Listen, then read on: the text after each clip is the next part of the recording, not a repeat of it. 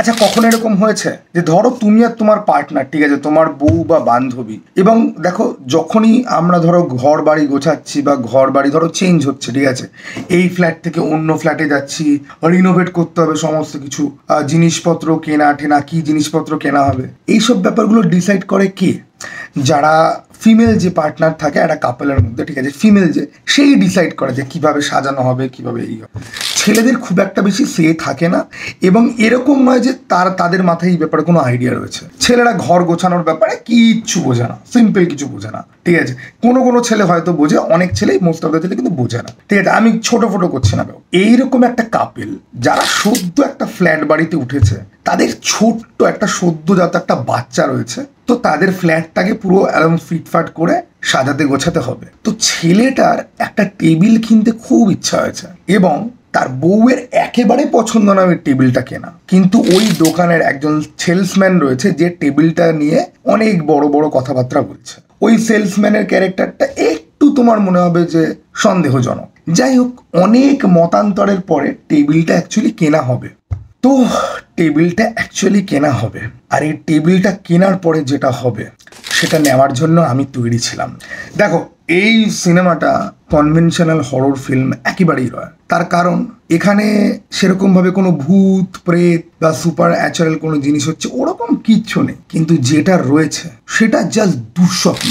এবং যাদের বাচ্চা রয়েছে, ঠিক আছে, আমি জানি না আমার ভিডিও 25 থেকে 34 বছর বয়সের মধ্যে অনেক লোক দেখে, যাদের বাচ্চা রয়েছে না সদ্যজাত, লাইক 2 মাস 3 মাস, ঠিক আছে, একদম কোলের শিশু, ঠিক আছে, 4 মাস, তাদের জন্য এই সিনেমাটা ট্রমাটাইজিং মানে ট্রমাটাইজিং। এই সিনেমাটা তোমাদেরকে চুম্বক পদ্ধতিতে জোগাড় করে কিন্তু দেখতে হবে। সিনেমাটার নাম দ্য ক্যাফে টেবিল। এটা একটা স্প্যানিশ থ্রিলার সিনেমা। স্প্যানিশ ভাষাতে লোকজন কথা বলে, যেটার ইংরেজি সাবটাইটেল পড়ে তোমাকে কিন্তু বুঝতে হবে।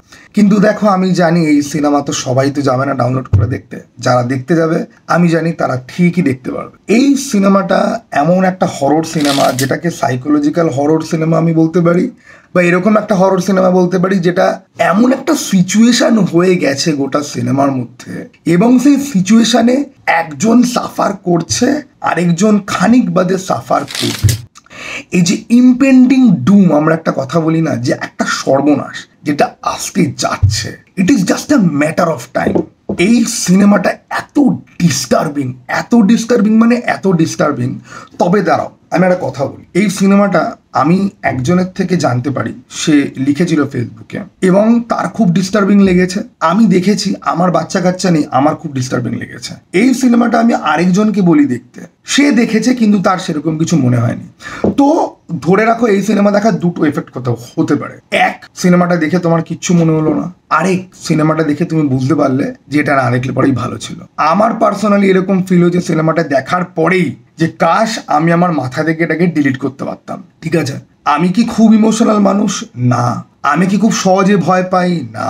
এটা কি আদৌ ভয়ের সিনেমা নাকি ডিস্টার্বিং ফিল্ম? সাধারণত সমস্ত ভয়ের সিনেমাকে তুমি ডিস্টার্বিং ফিল্মের ক্যাটাগরিতে ফেলতে পারো, কারণ আমাদের মনের সহন ক্ষমতা কতটা আমরা জানি না। ঠিক আছে, এমনিতেও ভয় জিনিসটা একটা ডিস্টারবেন্সের মতনই, তোমার শান্তি নষ্ট করছে, তুমি একটু হলেও অ্যাংশাস হচ্ছ, তোমার একটু হলেও টেনশন হচ্ছে, ঠিক আছে। কিন্তু সমস্ত ডিস্টার্বিং সিনেমাকে যে হররই হতে হবে তার কিন্তু কোনো মানে নেই, কারণ এই সিনেমাটাতে যেই জিনিসটা দেখানো হয় আমি সেটার ব্যাপারে একটু হিন্টও দিতে পারছি না, একটুও না, কারণ গল্পটা খুব ছোট্ট, গল্পটা খুব খুব খুব ছোট, কিন্তু যেভাবে দেখানো হয়েছে, বিশেষ করে সিনেমাটা শুরুর প্রথম 20 মিনিটের মধ্যে একটা দৃশ্য আছে, ওই দৃশ্যটাতে কি হলো তুমি বারবার চাইবে যে আমি ওই দৃশ্যটা দেখতে চাই। বাট যেই মুহূর্তে ওই দৃশ্যটা হয়ে যায় না, তুমি বুঝলে যে যা কিছু হলো তুমি দেখতে পেলে না, তুমি ফিল করতে পারলে যে কিছু একটা হলো, তুমি দেখতে পাওনি এক্স্যাক্টলি কি হয়েছে। এইবারে তুমি ঢুকছো আস্তে আস্তে যে কি হয়েছে, সেটা যত রিভিল হচ্ছে তত তোমার মনে হবে যে ভাগ্যিস আমি ওই সিনটা দেখি। এবং সত্যি বলছে কি, ওই সিনটা হয়তো ওই সিনেমাতে কেন, কোনো সিনেমাতেই রাখা পসিবল। তো এটা হচ্ছে কি সেকেন্ড সিনেমা যেটা আমি আজকে রাত্রিবেলা কথা বললাম, দ্য ক্যাফে টেবিল। আমি কথা দিয়েছি শনিবার দিনকে হরর সিরিজ আমি মেনটেন করব, সেই জন্য এরকম ভাবে আনছি। কিন্তু এই প্রত্যেকটা সিনেমা, এবার অনেকেই বলতে পারে যে তুমি একটা লিস্ট কেন দিয়ে দিচ্ছ না। ওয়েল, এই সিনেমাগুলো প্রত্যেকটাই না বেশ স্পেশাল। আমি ডিটেলসে কথা বলতে পারছি না এই জন্য, কারণ আমি চাই যে তোমরা দেখো, বা কেউ দেখে থাকলে পর জানাও, যদি এগ্রি করো আমার সাথে আর একটা লিস্ট যদি দিয়ে দিই 10টা সিনেমার নাম বলে দিলাম, একটাও হয়তো তোমরা দেখলে না। আমি তাই প্রত্যেকটা সিনেমার ব্যাপারে যতটা সম্ভব আমি বলছি যাতে নামগুলো তোমাদের মাথায় থাকে। তবে আমি রিকোয়েস্ট করব, যদি তোমার ইন্টারেস্ট লাগে তা আমার ভিডিও দেখার পরেই সিনেমাটা গিয়ে দেখো, জোগাড় করে অবশ্যই। ওকে, তুমি যদি সিনেমাটার ব্যাপারে আরেকটুখানি ডাকখোঁজ যদি নাও তাহলে হয়তো তোমার দেখার মুড চলেও যেতে পারে, কারণ এই সিনেমাগুলো কিন্তু অনেক জায়গাতে আবার খারাপ রিভিউও পেয়েছে। কিন্তু পার্সোনালি আমি কেন কথা বলছি এই সিনেমাগুলো নিয়ে, তার কারণ আমার মনে হচ্ছে যে এই সিনেমাগুলো নিয়ে কথা বলা উচিত। ইট ইজ নট লাইক যে আমি যা যা দেখছি সমস্ত কিছু এখানে এসে বলবো। ওকে, বাজে সিনেমা হলে পর আমি এত ডিটেলসে গিয়ে বলবোই না, বা আমি বোঝানোর চেষ্টা করবো না যে কেন তোমার দেখা উচিত। ওকে, তো এই সিরিজটা আপাতত কার কেমন লাগছে প্লিজ বলো। এটা আজকে এটা নিয়ে 4 নম্বর ভিডিও, এটা আমি আজকে রাত্রিবেলায় পোস্ট করবো, খানিকক্ষণের মধ্যেই পোস্ট করবো। বলো কেমন লাগছে, কেউ যদি পুরোটা দেখছো। আই লাভ ইউ, চলো টাটা বাই, আবার যেন দেখা পাই।